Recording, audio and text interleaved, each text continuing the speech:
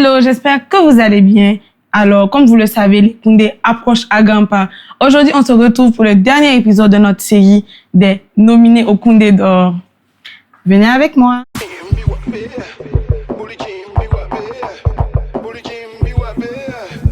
Comme vous le voyez, aujourd'hui, nous sommes avec le Baba national, Flobi, artiste burkinabé. Flobi, comment vous allez? Je vais très bien. Et la fatigue, les activités? Et on est des années. On va faire comment? C'est ça. Donc, nous sommes déjà au Koundé. C'est déjà arrivé l'édition 2025, la 23e édition. Nous avons vu que vous êtes sur la liste des nominés au Koundé d'or.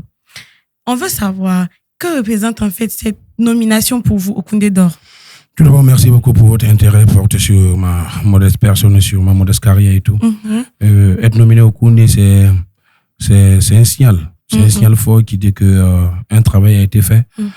Donc, c'est un encouragement d'être nominé. Pour moi, c'est un sentiment de satisfaction parce que c'est un travail qu'on abat. Avec mon staff, ça veut dire que nous n'avons pas dormi sur nos lauriers, on a travaillé. J'ai à ma possession 7 albums. Et 7 albums déjà nominés, tous les 7 albums sont nominés au Koundé. C'est une satisfaction pour moi. Exactement. Donc, on est vraiment heureux et on espère que ça va continuer comme ça, Inch'Allah. Je compte sur vous. Oui, il n'y avait pas de problème.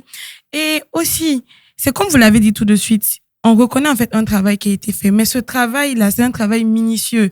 Parce que pour être nominé quand même au Koundé et surtout au Koundé d'or, c'est que le travail qui a été fait derrière est vraiment très remarquable. Et on veut savoir c'est quoi l'inspiration derrière ce travail abattu qui vous permet d'être nominé. Bon, déjà, on ne fait pas un album en espérant une nomination. On fait un album parce qu'on a le devoir de faire un album. C'est ça. On a tout ce qu'il faut pour faire un album.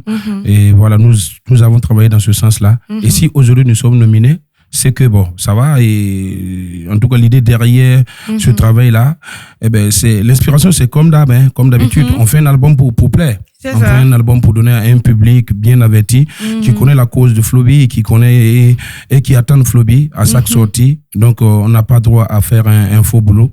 Donc, nous avons pris cette direction-là pour faire d'abord plaire à nos fans, ceux-là qui nous consomment, qui nous soutiennent depuis 19 ans aujourd'hui.